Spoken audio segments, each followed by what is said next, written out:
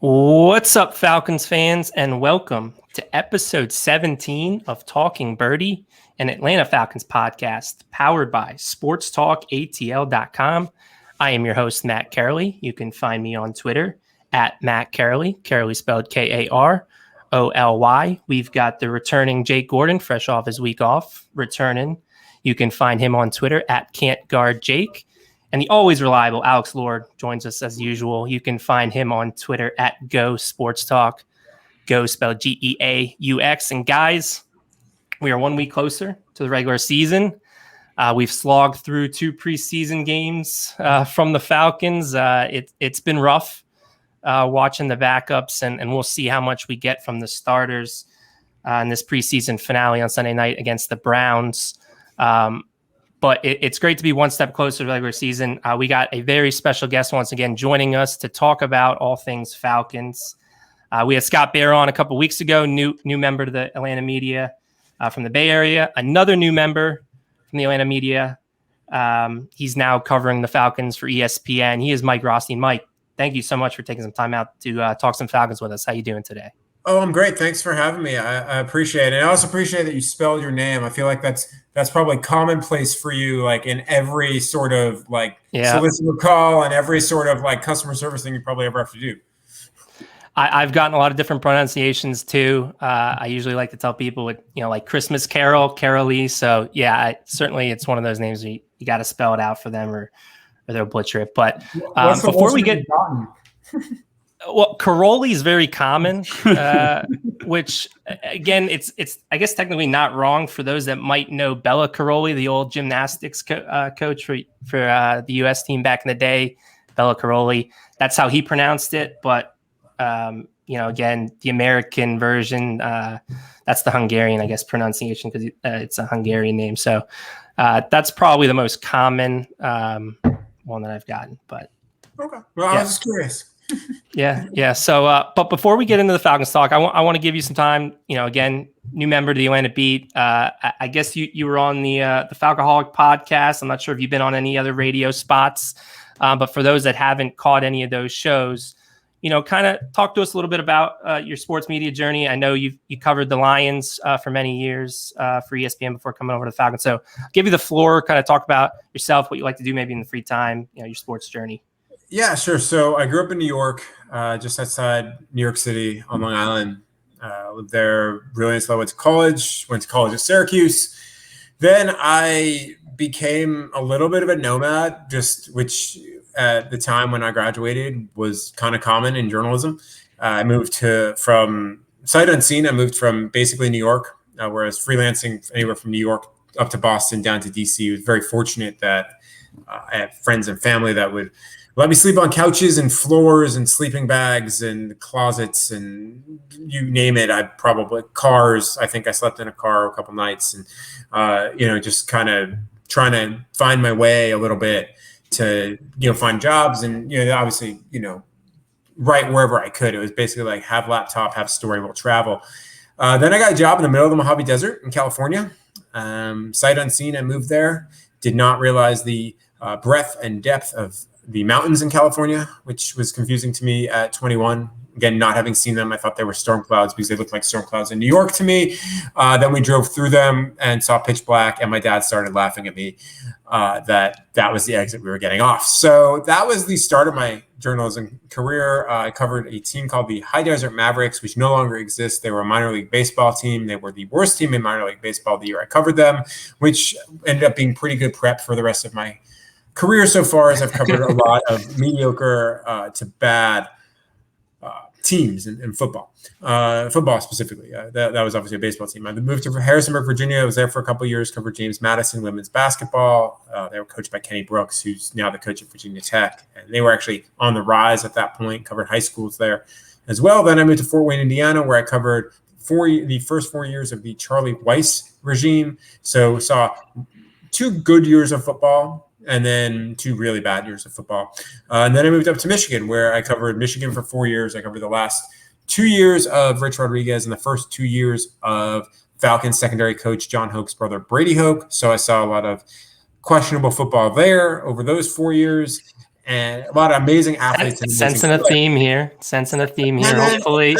And then I went to go cover the Detroit Lions. No, and I covered them for 8 seasons. Actually saw what I think was arguably their best season, or one of their best seasons in franchise history in 2014. That team was legitimately one of the best football teams I've ever covered. And they were really a player or two away from beating Dallas in Dallas. And I think a lot of things would have changed for the franchise had they done that. But, then I covered them. I covered Jim Schwartz, the last year, Jim Schwartz. I covered the entire Jim Caldwell era. And then I covered the 3 years of the Matt Patricia regime, or less than 3 years, rather, 2 3/4. And then the offseason, I was seeking a change. And this opportunity, came up for obviously horrible reasons, with Vaughn passing away. And I've said this on other shows that I've done and other podcasts I've done. Vaughn was very influential to me in my life. And he was somebody that, that's a big reason why I'm still in the business. We covered Notre Dame together for a year, well before we were colleagues at ESPN. And I was thinking about getting out of the industry at that time. And he was one of the people that kind of pulled me aside and said, "Hey man, you don't do that. You're pretty good at this if you want it." And that has always stuck with me. And it's been very interesting being here now. I moved here in May. I started covering the team in March, but pandemic basically allowed me to cover it from everywhere. So I was able to kind of tie up 12 years of loose ends in Michigan a little bit better than I would have otherwise. And I moved here in May. And really since then, there have been points, if I'm being completely blunt, where it's they're taught, first day I drove up to Flowery Branch for practice, first preseason, really not even the first preseason game, the practice at the Bends, there's a plaque in the press box. I tweeted it, that is permanently there, which is amazing and warms my heart. That he's going to be remembered in that press box, hopefully, for as long as the Benz is around, which new stadium, so it should be a while. That is in honor of him and in memory of him. And obviously there's the Vaughn McClure Foundation, which raises money for scholarships in Chicago. If anybody is so inclined to donate in Vaughn's name, the Vaughn McClure Foundation, you can find that by Googling it. I think it's the VaughnMcClureFoundation.org or .com. I don't remember which one, but it's very easily findable, and it gives scholarships to high school students in the Chicago area and his beloved Northern Illinois University. So, I'm just trying to replace him and fill his shoes the best I can, and I know that those are big shoes to fill. So I'm here. I'm now training camp in, more or less. There's one preseason game to go, and then I can write about things that are much more interesting than whatever we've watched in training camp. Yeah, no, I get it. And hopefully, we can break that streak the Falcons can break that streak for you. And, you can start watching some good football, covering some good teams. I think 2 years I covered good high school basketball. out of how many years you've been doing this now, right? 20 plus? 18, 19. 18. Okay. Yeah, I've covered good basketball. No, to be honest, I've covered really good basketball. It's football that has been poor or mediocre. We know who to blame now. Listen, you probably shouldn't have put that out there, because if you haven't learned already, Falcons fans on Twitter, they'll. Oh, I'm already regretting. It's an interesting bunch. It's an interesting bunch. I'm already regretting saying that. So I interviewed Matthew Stafford back in 2015 or 16 for a big feature I'd written about him. It was at that point one of the more definitive. There's been since other features written about him that have been quite good. But he sat down with me and he had said something to me that was kind of revealing about him, and he immediately said, I wish I didn't tell you that. So I feel that way right now. I now understand how Matthew Stafford felt 6 years ago when we were talking, of me saying, well, all right, now I kind of wish I didn't say that, but we're all good here. Yeah, no. It's not my fault. I have nothing to do with whether the team wins or loses or ties. We're putting a PSA out there. It's not Mike Rothstein's fault if the Falcons are bad this year. One of the reasons they could be, and I think this is a great segue in the first question, one of the reasons I think they could be bad this year is the offensive line. We've talked about it at length on this show. I kind of want to start the conversation there. I'm going to put it this way, the question. Do you think the starting 9 or 10, however many they keep, I think it's going to be 9 on the 53-man roster, do you think they're currently all in the building, or do you think they're not done at work? I think it depends who's going to become available at guard. I think they're set at tackle. at least with starters, and they like Willie Beavers. They do. Sure. And Jalen Mayfield is a guy that I think eventually could end up being a right tackle, potentially. Or he's at the worst case in a pinch, and you kind of go from there. The interior of the line is where I think there's questions. I think they're set at center right now with Matt Hennessy. I'm really curious to see how that goes, because I think, again, there's potential there with him. Guard is obviously right guard, Chris Lidstrom. You know what you're getting from him. That right side of the line will be all right. Left guard is the biggest question. If Jalen Mayfield can come in and be decent in his first year, I'm going to make a Lions comparison here because I watched it last year. Again, a third-round pick from the Big Ten, Jonah Jackson. And Jonah Jackson came in and was largely a service, third-round pick. He actually was, at some points, looked like their better lineman, but he struggled at times. I mean, as a rookie, he's going to do. If they can get 75% of what Jonah Jackson gave the Lions last year at left guard, then I think Jalen Mayfield's got a really good shot, and their line can be good. The whole key to this offense is whether the line can block anybody in the pass game or the run game. That said, I mean, it's interesting that you think it's going to definitely be 9 or 10 because I can see a situation where they keep 8.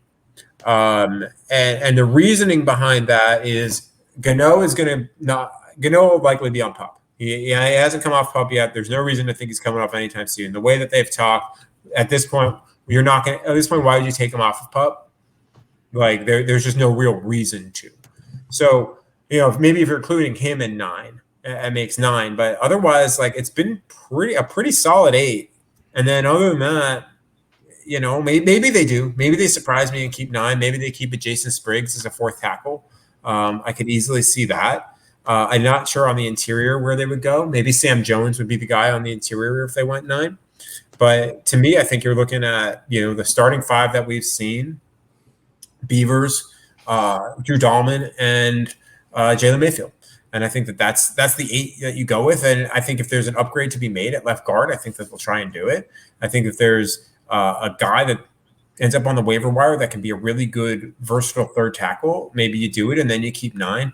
And I'm sure we're going to get to this because it's the hot topic, obviously, this week. But the backup quarterback situation that they have at the moment could end up being the reason that they go light on the offensive line because you might have to keep 3 quarterbacks right now to start the season.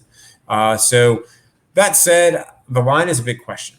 And to me, when I look at it, I think there's potential there to be good, but it's going to be a lot of how can they fill that left guard spot, and can Matt Hennessy make that transition to center? Because I think everybody else, you kind of have an idea of what you're getting already, and maybe in a new scheme, in a new offense, that Arthur Smith's really, really, really intelligent with how he handles offensive lines. I think that you can maybe do some things schematically to protect the line a little bit if you are worried about, a weak spot here or there.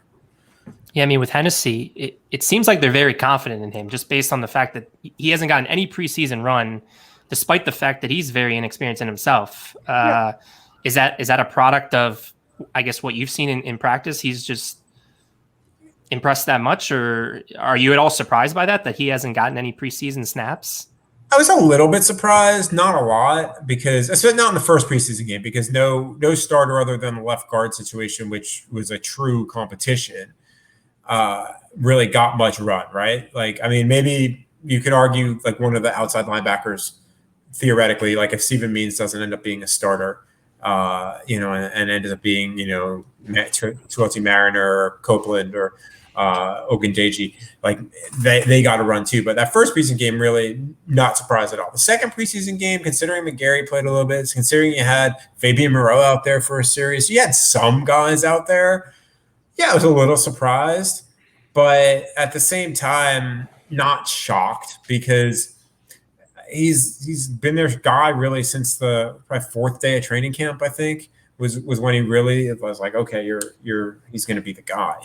And to me, it's tough to gauge. I'm not a connoisseur of offensive line play enough to look at a padded practice where there's no tackling and say, yeah, that guy's going to be amazing. They've done a pretty good job in practice of walling us off from watching one-on-ones, which is usually where I get a much better sense of how somebody's doing. So I haven't been able to see that like I have been in prior training camps when I was covering the Lions and prior joint practices. Even at the joint practice with the Dolphins, it was pretty – they did a good job of like setting it up so it couldn't really see.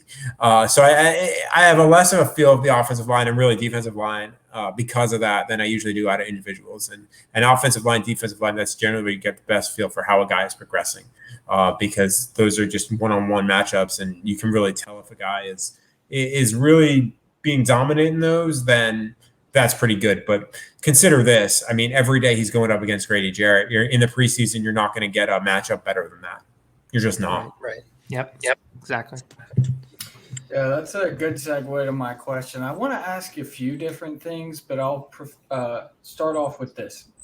I'm just going to name a few of the guys that whoever eventually starts at left guard are probably going to have to face, whether it be Josh Andrews or Jalen Mayfield. So Fletcher Cox, Vita Vea, Ndamukong Suh, Leonard Williams, Dexter Lawrence, Jonathan Allen, Daron Payne, Quinnen Williams. I mean, all in total of the first 5 weeks of the season, the Falcons are going to play 10 of the top 30 interior defensive linemen. And, I mean, it's going to be a baptism by fire for whoever it is. And one thing I noticed about Jalen Mayfield, though he played well, I think, in the last preseason game, he had a quality anchor. I thought that, he got moved off of his center a little bit much. His upper body strength and grip strength and it was just concerning. He was thrown off so easily by some of these backups. Some of them were starters, but some of them were also backups. Who do you think is going to come out on top between Andrews and Mayfield, and how bad could it really get in those first 5 weeks? Yeah, I mean, I would say right now it's probably Josh Andrews, but I think that that's still a situation where there's time.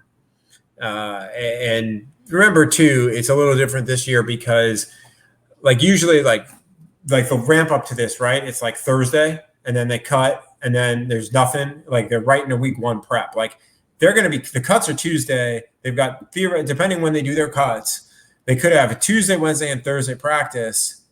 And then they're off for 3 days and then they have their normal week. So there's a couple more days in there for maybe that battle to shake itself out. I think we'll get a better idea of that if starters do play, which I mean, based off the way Arthur Smith has talked, it sounds like their plan is to play everybody. Now, we'll see what happens during the week. It wouldn't shock me if you saw 1 or 2 guys, maybe not, but I think the majority will. That said, the left guard spot, I think you'll see all 3 of those guys. I'll keep putting Drew Dahlman in there. I don't think he's going to win that job, but he's a guy that they've repped there, and they gave him a decent shot, and he really split reps with Jalen Mayfield in Miami when Josh Andrews had cramped out for one of those days. Which, by the way, it was so hot there; it was like literally standing in the sun, like literally you got enveloped by it. It was disgusting, and wasn't surprised to see a couple guys cramp up. I mean, I probably was like cramping up a little bit just watching, and you look at it and. You're basically, I think Andrew's going to be the guy. He's also a vet. He's a guy that like you said, they are facing so many good defensive tackles and nose tackles, and some interior guys. And really, even if you think about it, some linebackers that might come up the middle that a guard has to pick up in that first, 3 to 5 weeks of the season. That maybe you want to have a veteran in there, and then you have that early bye. And then if it's going well, you're okay, good. And if it's not, then maybe you can make that change to Jalen Mayfield. Listen, it can get bad. There's no doubt about that. But I also think that they have ways to mitigate that, right? Like, I think there'll be a lot of 2 tight end sets based off of what we know of Arthur Smith and, frankly, who they have at tight end. And you could see, maybe Hayden Hurst staying in a little bit more. Or more delayed routes to help. So that's one way to do it. You could see more stuff with the fullback with Keith Smith. Again, that's just another guy.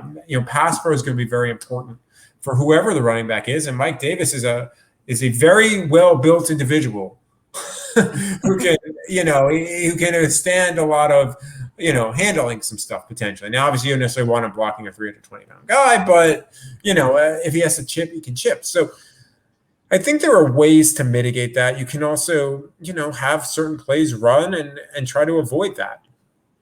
I think Arthur Smith's really smart in that avenue, but it's clearly an issue where, back to Matt's question from before, I think if there is a place that they can upgrade, left guard would be a spot they probably would look at. And I don't think that's really a secret. Like they've been very adamant of like, well, look at the waiver wire, look at the waiver wire, look at the waiver wire. I've said it a lot. Well, all right, we'll see what happens on the waiver wire a week from now. We'll see what happens potentially in trades, because that's the thing is guys are starting to get hurt. I mean, you look in New Orleans right now, like, tight end is all of a sudden an issue. Look at Jacksonville now. They maybe granted, they still have James Robinson, right? But they maybe need a running back because Etienne's out. So I think you're going to start to see maybe teams that might be willing to make moves on certain guys. And usually those trades happen really kind of between now and probably now and Monday morning or Monday afternoon. And, occasionally you'll maybe see a guy get traded on Tuesday that was going to get cut anyway, but they're traded for a conditional 6th or a conditional 7th. Sometimes you see that. But if there's going to be a major player that's really moved, I think you'll see it in the net between now and Monday, at least before the initial rosters are set. Yeah, you mentioned the possibility of keeping 3 quarterbacks on the roster. Just give me your overall prediction with that. I don't know if you think the team will look to upgrade Josh Rosen at some point between now and next week if somebody does get cut, like a Trevor Simeon or somebody. But yeah, just give me your prediction with that. Do you think they'll keep 3? Do you think they'll just replace Rosen and keep 2, or what?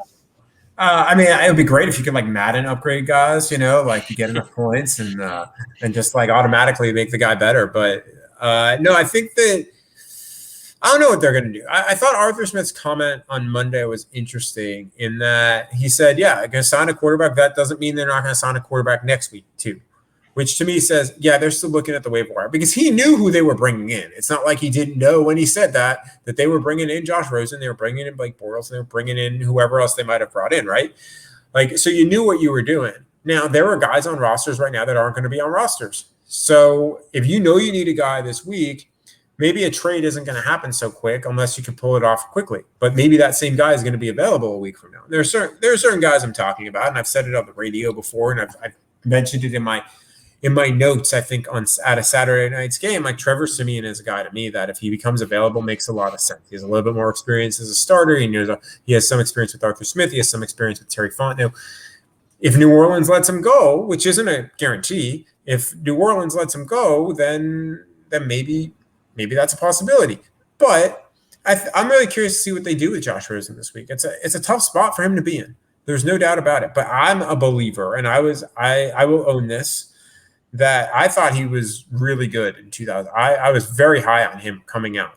I think he got put in a really bad situation in 2018, 19, whatever it was, his rookie year. I have training camp brain right now, so if my dates are wrong, I apologize. But he got put in a bad spot on a bad Arizona team with a guy who only got 1 year as a head coach and got fired. And that tells you something, because that does not happen very often, especially when you know the team's going to be bad. And then you have a rookie quarterback. So you got a raw deal there, because totally different offense, an offense he didn't fit in, with the guy who wanted his own guy and really the perfect guy for that offense in Kyler Murray, right? So he had no shot. So then he goes to Miami, and it's another situation. They're trying to be bad so they can draft Tua.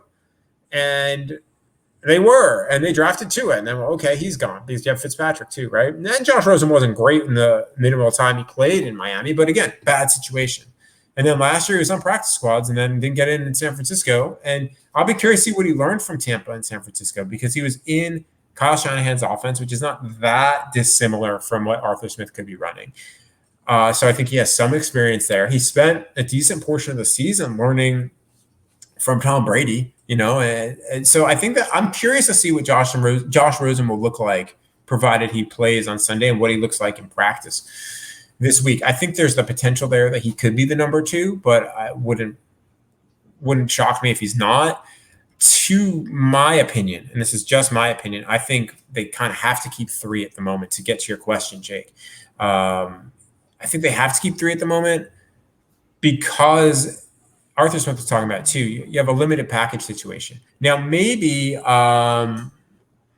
there's a situation where Josh Rosen is able to pick up enough, or whoever they bring in, say they bring in a guy who has familiarity with Arthur Smith, they can pick up enough in that week that they feel good with that person as the number 2. Because the number 2's job really is to prep the starter. It's not necessarily to get ready to play. It's to prep the starter, give good scout team looks. Like those are the first main jobs of the backup quarterback, more so than getting ready to play on a Sunday. Because generally, if your backup quarterback's coming in on a Sunday, things have gone very awry, one way or the other, right? Either through injury or you're getting blown out. Because rarely do you see quarterbacks come out of a game and wins. Now, maybe that changes a little bit with the 17-game schedule. So I think they keep 3 just because at that point, Felipe Franks would know the offense better. And you'd want to run that in week 1 in case. But it would not shock me if they kept 2 quarterbacks. Now, it would surprise me if they kept 2 quarterbacks and stuck with 2 quarterbacks and it was just Felipe Franks as a backup. Because that, to me, would be you're potentially putting yourself in a really bad spot on a multitude of levels with an undrafted free agent if that happens. So I would think that they would keep 3. Now, if they feel like that Felipe Franks will get through waivers, which most guys get through waivers, like they really do, the odds are that they will, then maybe they keep 2 and they keep a veteran and they hope they have Felipe Franks as their developmental quarterback on the practice squad. But I would venture to guess right now because of that situation they keep 3. But that answer might change by Friday or certainly by Sunday. Josh Rosen goes out and throws for 250. In whatever work he gets and 3 touchdowns, then I think it's a different conversation. Yeah, it's definitely a fluid situation, I think. And it's going to be tough for Rosen just because, like you said, limited practice time. How much can he really, absorb of the playbook, run of the playbook? But certainly one of the more compelling storylines to watch. I want to shift gears a little bit, Mike. You had an interesting take during the game, during the fourth quarter on Saturday, talking about Frank Darby and how his roster spot is not safe, which, again, based on where he's been running and where he's at on the depth chart, I think it's completely fair.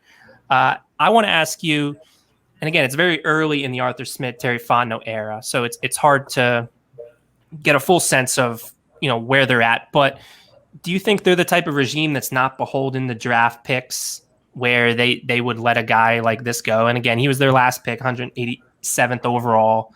But it was clear that it seems like they're very bullish on him, the person, if not necessarily the football player, but the character, the energy that he brings. They're very high on him. It's kind of very clear in the post-draft press conference. They were, really excited. And Arthur Smith, said to Terry, get a load of him and how, energetic he is when he answered that phone call. So, I mean, what is your sense? Do you think they care about draft picks and they're willing to cut their losses, or do you think you really believe that potentially he is on the roster bubble? So the first thing is, let's just be real, right? When's the last time you heard about a team on draft night not being ecstatic about their pick? Well, that's fair. That's fair. Yeah. Seriously, it could be a 7th round guy that no one's ever heard of, and they're like, "Oh, this guy, yeah, absolutely." Now, occasionally, sometimes you'll hear and be like, "Yeah, this guy's gonna have a shot to win a roster spot." And if you listen to what Arthur and Terry said that day, they basically indicated that they're like, "He's gonna have to come in and work hard to earn a roster spot," because at that point, don't forget Julio Jones. If Julio Jones was still on this team, Frank, there's no way Frank is on this roster. There's not a chance, because you've got, maybe they don't bring in Tajay Sharp, right? But still, I just wouldn't see how that would go. Well, what do you think the plan was for him? Not to cut you off. What do you think the plan was? Was it to be the future X receiver behind? It's a 6th round pick. It's a dart. So when you're looking at 6th and 7th round picks, they're dart throws as much as anything else. You're hoping, for every, Richard Sherman, who's taken that late, for every guy who might be Grady Jarrett, for every immediate impact guy or a guy that might make a bigger impact than you anticipated, like maybe an Ade Ogundeji. There's guys, 6th, 7th round picks that get cut. They just do every year. Yeah. I mean, especially 7th rounders. If you look at the math, the sometimes it's better to be an undrafted guy than a 7th rounder or even a late sixth, because you can kind of pick where you can go. And really the sunk cost into a 6th or 7th round pick, if we're being real from a signing bonus perspective, is not massive. Like sometimes those signing bonuses are not that much different than the top end undrafted free agents.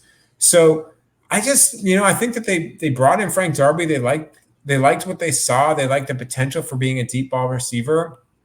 Listen, it's possible he makes the team. It's possible. We don't know. Terry Fontenot has never been a GM before. Arthur Smith's never been a head coach before. We don't know at the end of the day how beholden to draft picks they're going to be. But I'll tell you, from everything I've watched in training camp, between special teams and receivers, I don't believe he's been one of the top 5 or 6 receivers in camp, and I don't think it's close. Listen, the top 3 are clearly set, right? I don't think there's any question about that in Russell Gage, Calvin Ridley, and OZ. Like, I don't think there's any question there. Tajay Sharp, to me, on a day-to-day basis, has done enough. He obviously had that drop in the end zone, but it's one play. The best game against the Dolphins, but find me a player on that offense that really did, and it's a rare thing. Maybe Jalen Mayfield. So to me, he's still a number 4. He's also a veteran guy, a guy that Arthur Smith knows. So then you're looking at 1 to 2 spots. Well, Christian Blake's run with the ones a lot, and they like him. And I think he's at a pretty good camp. Chris Rowland might be your punt returner, might not, but again, he's a guy that gives you a lot on special teams. That's 6. So who are you replacing there to make room for Frank Darby? Is they're not going to keep 7, so it's math in some ways. That's just kind of how I see it. I think that's something that I just really, I don't know. No, it's completely fair. It's just something I guess we're not used to from the old regime. It's just the old regime. I think Marcus Green, was the only one that I can remember that was a late round pick that did not make the team. But again, it's a new regime, and that's why I asked the question. And again, I think we're all learning. We're all learning. I mean, none of us really know how they're going to handle some of these draft picks. They might cut a 4th rounder in a couple of years, not this year necessarily. I but hope not. Yeah, I mean, you would hope not, because those you consider a premium pick, but you never know. So, I mean, basically, I would say this. Rule of thumb: if you're a 4th, 5th, you can even say 5th round or higher, you're probably on the team for a year, like for sure. Like 6th, 7th round is where it gets a little bit questionable, because sometimes, that's just, I think, the reality of it. But listen, is it entirely possible that Frank Darby is on the roster a week from today? Absolutely. It is entirely possible. But I'm just saying, of the rookies that I have watched, he is the one that is by far, of the draft picks rather, he is the one that is by far the one that I'm like, I don't know where your role is. Now, Darren Hall, I don't know that either, but I felt that he was always, they took him in the 4th round.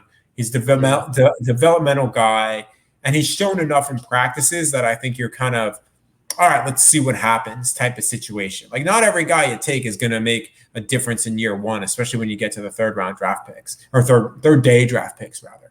Right. But Frank Darby, to me, just, I don't know, I just haven't seen it. And, listen, his personality is great, and it's a big personality, but, it's got to be more than that. And again, we appreciate that information. Yeah. I mean, because again, we're not there. We're not seeing what you're seeing. So I agree. Yeah, so we'll shoot you one more here, Alex. Yeah, what do you got for him? I want to preface this question by saying Tuesday before this Saturday quote, I definitely said Darby's on the bubble to Matt on the podcast. I was like, this guy, I said the same exact thing that you just said, that basically there's just not enough spots. That's all it is. But outside of that, just had to toot my own horn. Sorry about that. Hey, I get it. I respect it. I love it. Yeah. There's a few intangibles, such like processes, culture, innovation, that every successful organization has.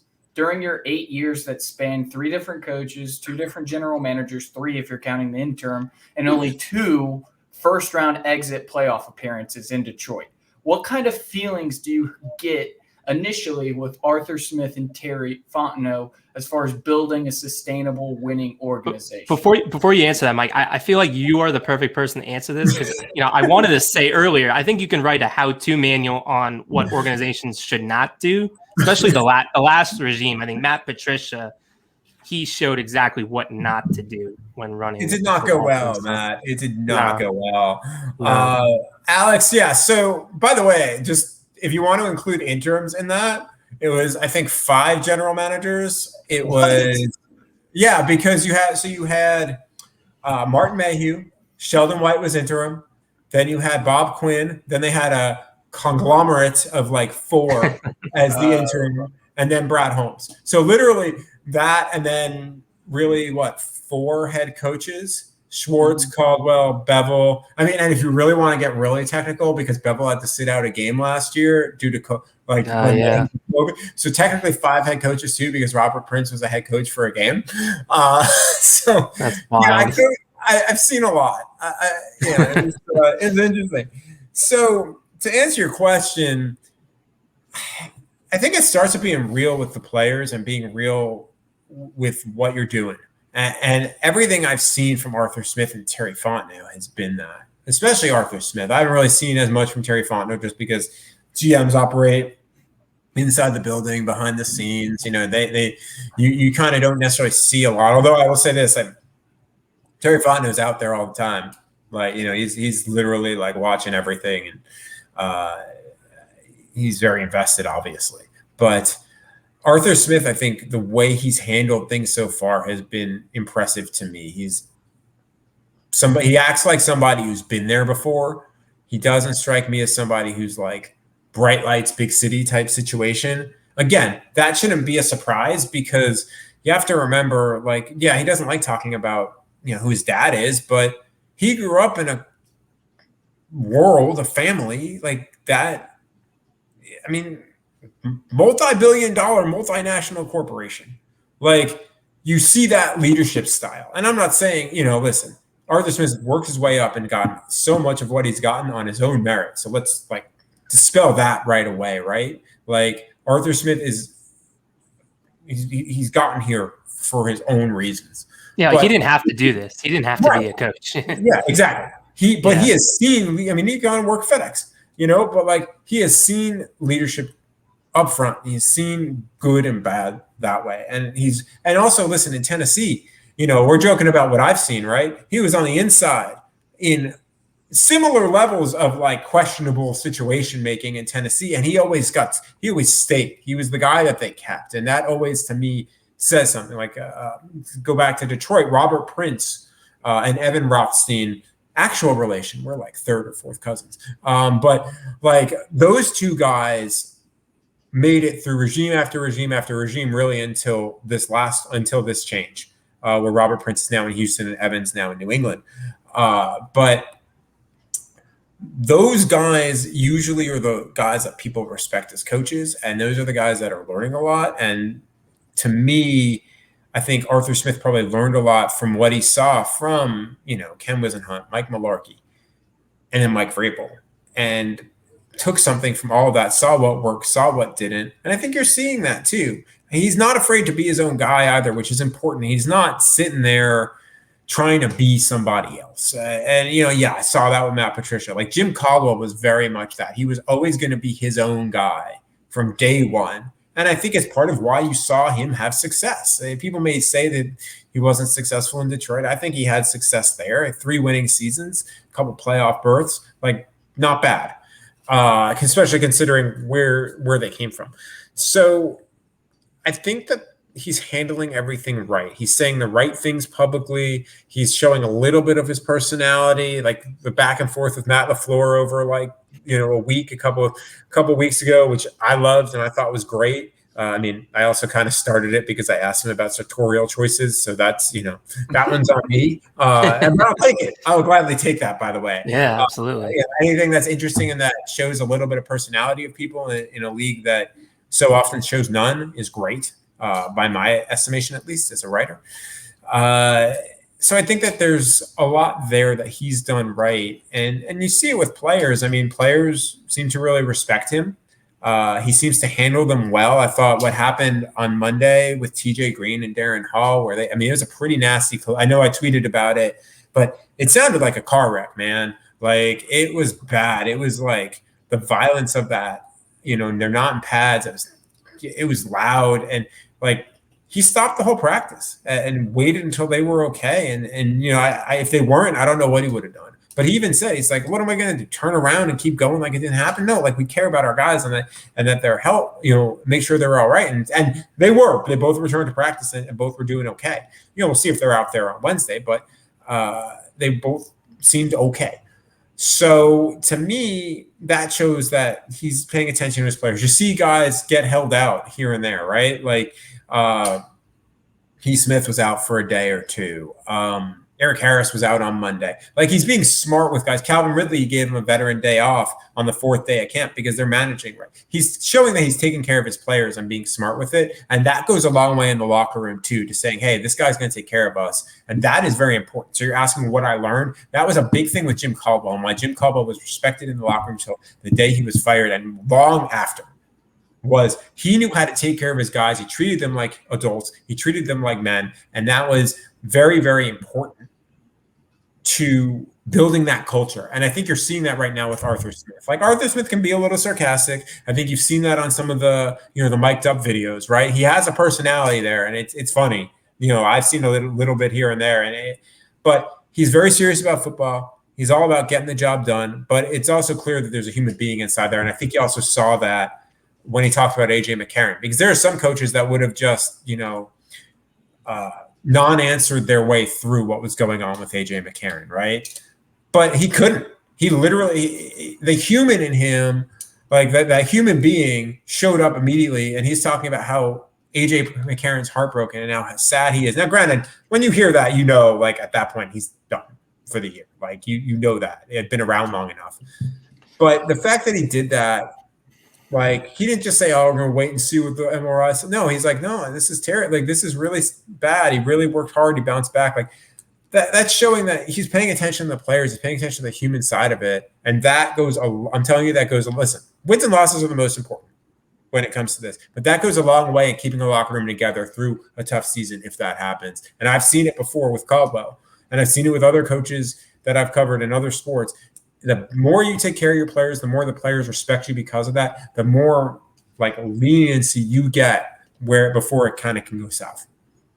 Yeah, I mean, that point on McCarron, it's a great point. I think it's something small that's gone overlooked. And, you saying that kind of reminded me of early on in the off season with the Julio Jones stuff. And Smith said something about how he wants his players to be open and talk about things.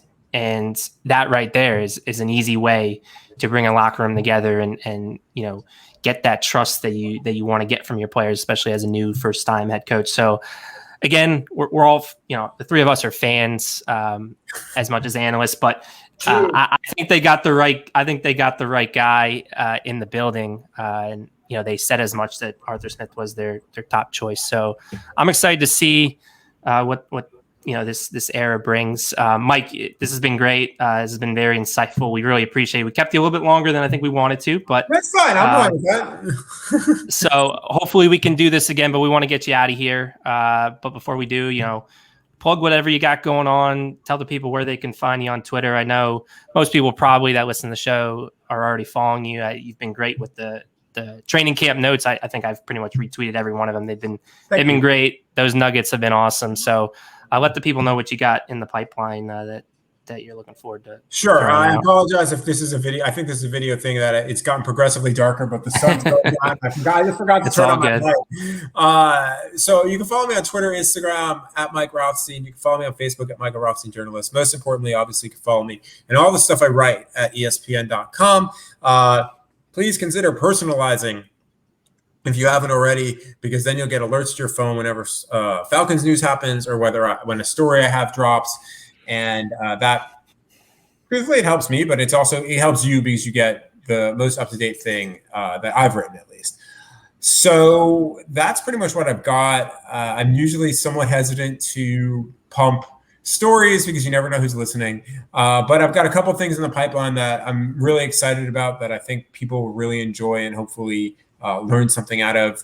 If you haven't picked up on it already, I definitely try to write human interest things as much as I write anything football. I wrote something about Keith Smith's aunt and uncle on Sunday, who basically lost everything in the Dixie Fire, which is horrible. I mean, those were tough interviews to do, and it was an incredibly sad story. But I try to find those types of stories as much as I also try to do, and write about football and write about the games, because those stories to me are both markedly more interesting sometimes, but also they tell you something that you're not going to know otherwise, that maybe you're going to not be able to get elsewhere. And so that's what I try to do, but also what I'm hoping to bring to you here in the next few weeks, few months, and few years, because we'll just go that deep ahead. So I appreciate y'all having me.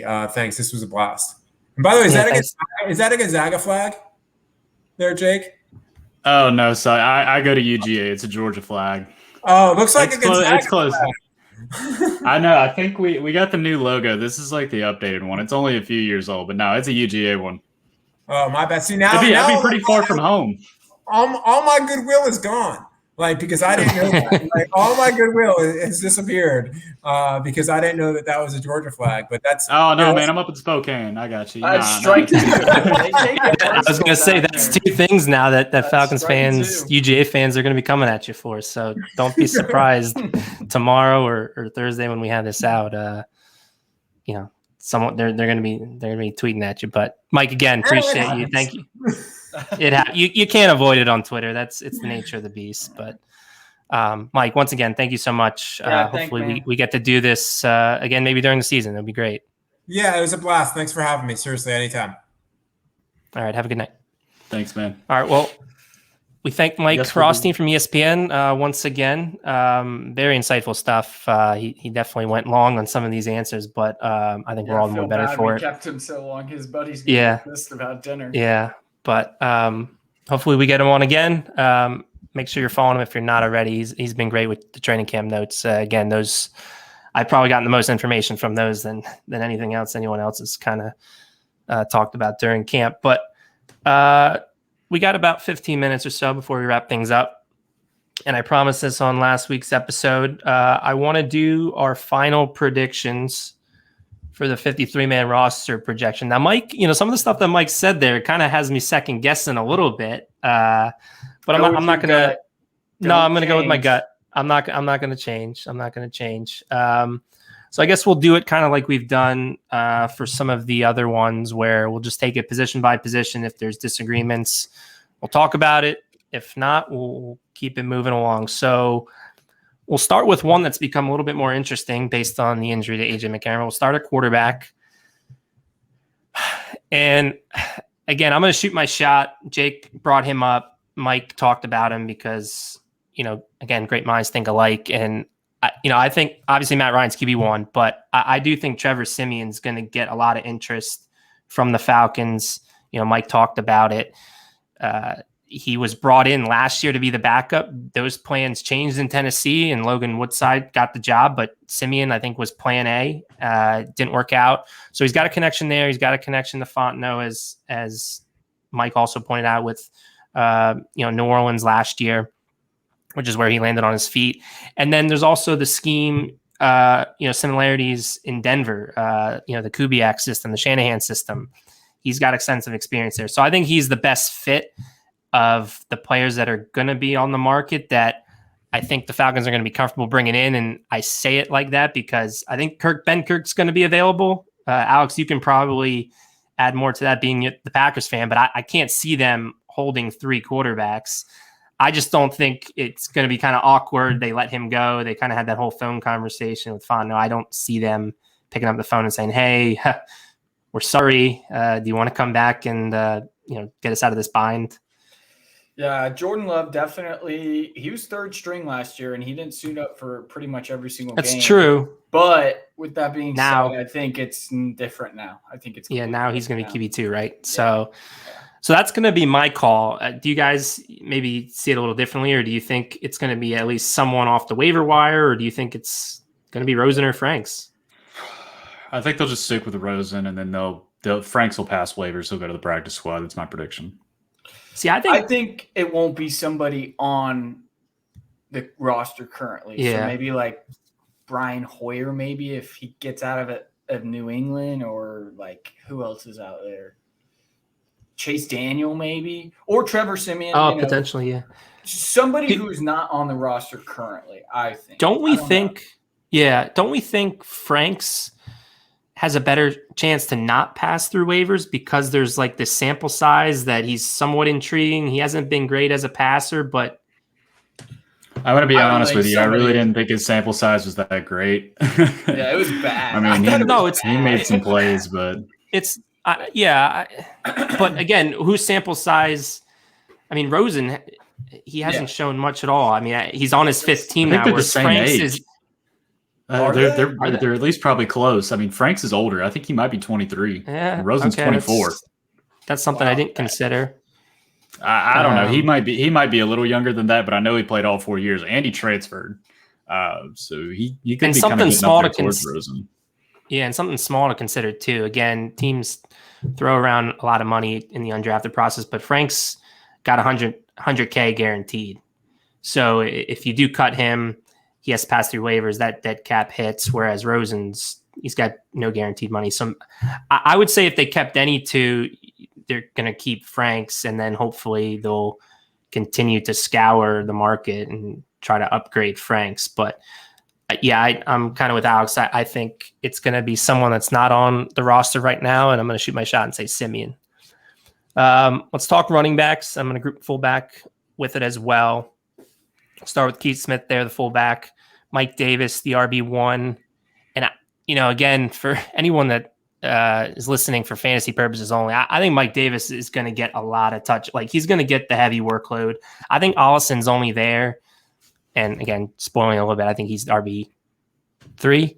I think Ollison's only there because of an injury. Like, he's the backup in case of an injury. I don't think he's going to see a lot of run during the regular season. Mike Davis is going to be the bell cow, in my opinion. Cordero Patterson's the change of pace, the gadget guy. And then, we kind of got a little insight into their thinking today with the Javian Hawkins cut. But Caleb Huntley, big winner in this second preseason game. Just the burst and explosiveness he's shown, something I was totally caught off guard by. I didn't think he was that type of back. So I think he's going to sneak in as that, fourth running back. And essentially, if there's an injury to Mike Davis, Quadri Ollison would be the bell cow, and then Huntley is there as the emergency guy. I think you're right. And Jake called this, good Lord, when we signed him, you were like, watch out for Huntley. Yeah, he talked about him. Like, built like a fridge was the phrase. But like, he is. pat yourself on the back. I mean, I think he's going to make the roster for sure. Mm-hmm. Yeah, he's been there hasn't been a lot of guys on offense we can talk about just because we haven't seen the starters or anything, but Caleb Huntley's been the real winner, I think, of this preseason on offense. And I think he sneaks in and he's that fourth back. Let's go to receiver. And again, despite the Frank Darby conversation from earlier, I have him on my list. I have Calvin Ridley, Russell Gage, Lamine Zaccheaus. Those are the clear-cut top 3, as we discussed as well earlier. And then I got Tajay Sharp, got Christian Blake. Don't want to put them on there because I just think Sharp and Blake are very similar. But I think this coaching staff likes Blake. I think even Matt Ryan likes Blake. There's some familiarity there. So I do think he'll make it as the 5th guy. And then I'm keeping Darby as the 6th, but I would argue you guys are not going to keep Darby on. Am I right or wrong in thinking that? I would say that I have the same list. I don't know. Parker Hesse, whatever his name is. I think he might make it. I think he has a pretty good shot. Let's go. But that would mean one less receiver. But we know how much Arthur Smith likes tight ends. So I don't know. I mean, if it was me, I just don't think they've impressed at all. Like, none of those guys have really impressed me that much. Like, you got John Rain, who's supposed to be the receiving guy, and he's been the first one up in these preseason games. But this isn't what I would do. This is just the prediction. But yeah. So are you putting Parker Hesse on there, or no? You're keeping Darby.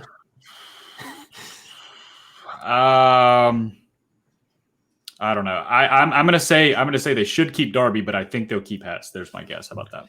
I have it the same way that Jake thinks it will happen, and I think it should happen. I think they'll carry 5 receivers, those 5 that you mentioned prior to Darby, same exact way.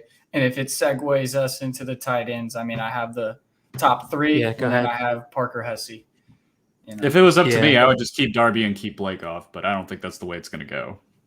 Yeah.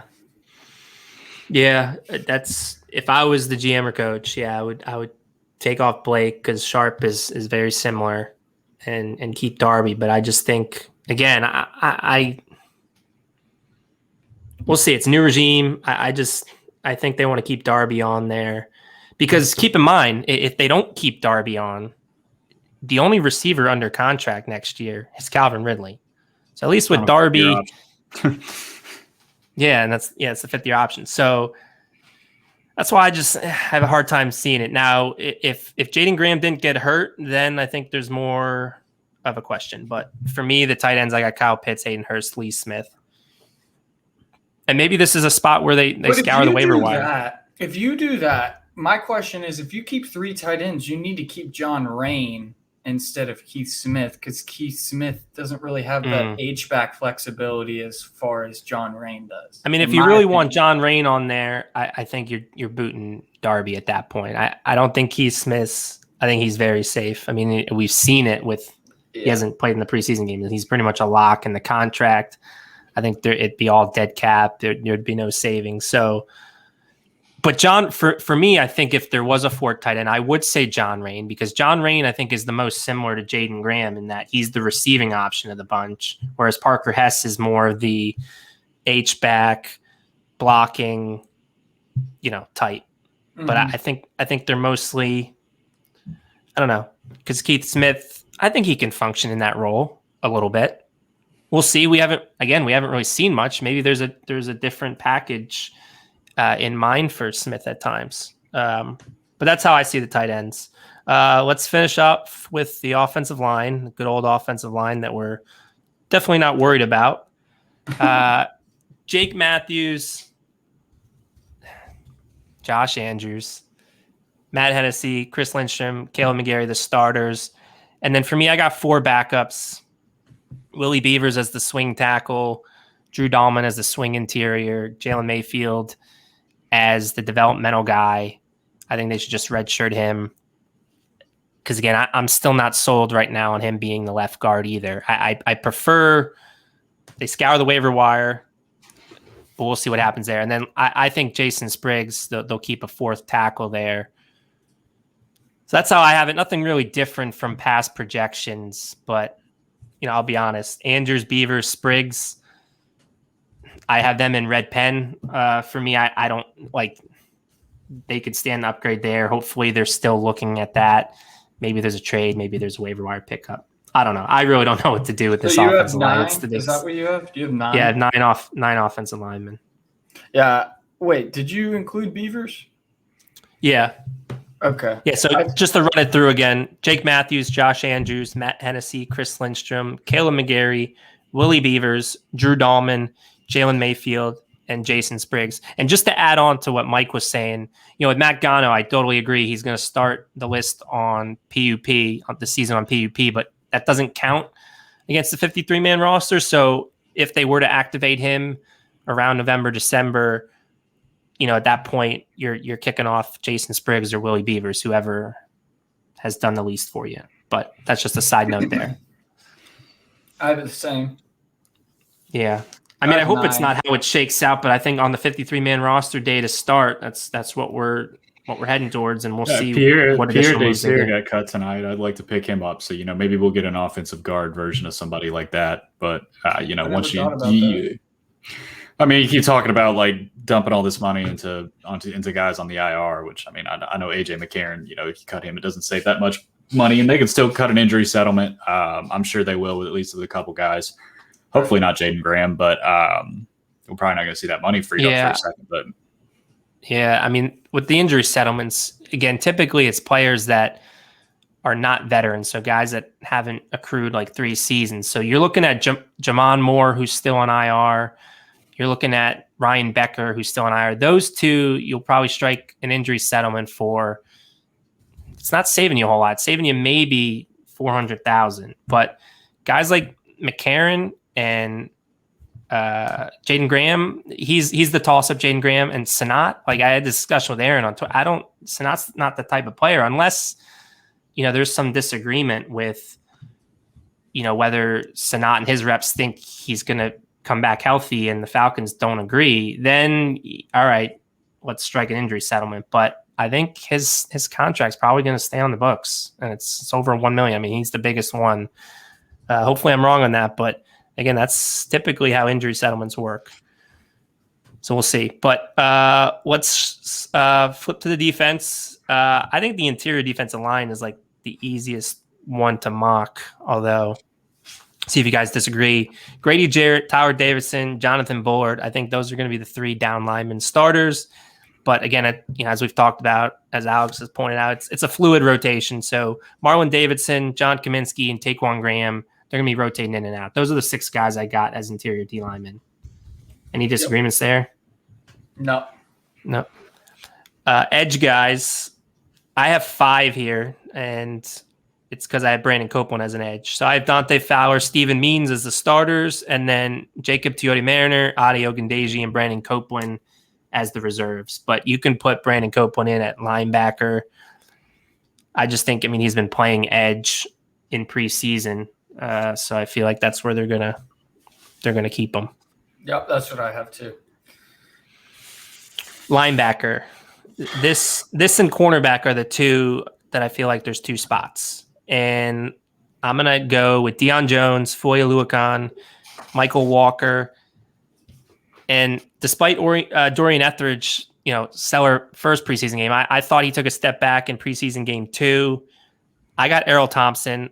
Again, both of those guys, they have their flaws. With Thompson, you don't want him in coverage. We saw what the Miami running backs did to him when he's put out on an island on coverage. But that's never really been his game. We've talked about him, since the draft. He's a thumper. He's your classic middle linebacker thumper. We saw what he can do. I thought one of the more impressive plays was how he took on Austin Jackson in the hole on that one run play.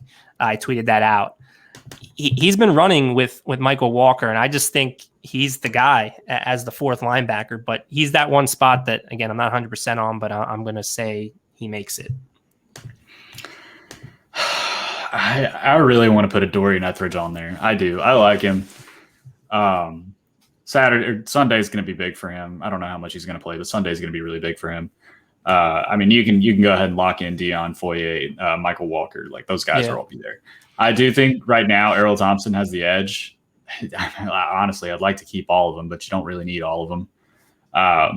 Even if they do decide to let Dorian Etheridge go, I hope they can get him back on the practice squad. But I want to put him on there really badly. But I think Thompson does have the edge now, just because he is that pure just thumper.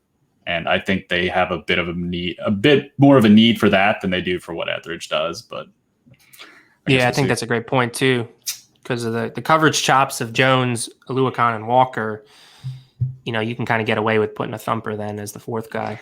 I'll go out on a limb. I will say that they will keep both of those guys. I hope they do, but I don't think it's going to happen. 5 linebackers? I don't know. Right. I don't know. You know what? I guess we'll see. It's getting late. Let's bring it back in, Alex. Bring it back in. So I have edge as just those 4, and I put Copeland as an off-ball linebacker. Even though he's practicing at edge, he's more than capable to go back and forth. Okay. So technically, I guess I have them keeping 3 linebackers, and that's because I have them keeping 11 defensive backs total.